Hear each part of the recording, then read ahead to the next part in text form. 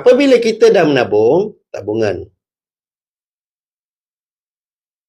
kita ada dua, physical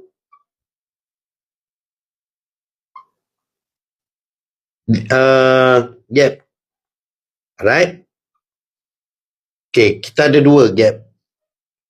Apabila kita dah ada dua ni, physical ni macam mana? Ni, dekat tangan saya ni. This one baru.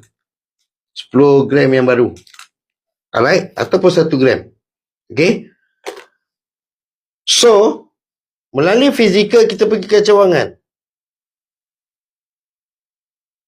Bagaimana kita nak tahu cawangan kita yang terdekat? Kita pergi pada account gap yang kita ada.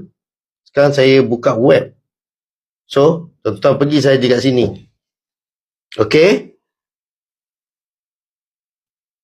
Tekan find us. Tekan find us. Tada. Alright? Lepas tu tuan-tuan dan puan-puan boleh lihat branch tuan-tuan dan puan-puan. Yang mana yang terdekat dengan tuan-tuan dan puan-puan. Okay? Pelis je tak ada. Alright? Tuan-tuan dan puan-puan, untuk saya bantu tuan-tuan dan puan-puan menabung emas di Public Gold, tekan sign up, isi detail yang diperlukan. Saya akan hubungi tuan-tuan dan puan-puan dalam masa 24 jam. Terima kasih.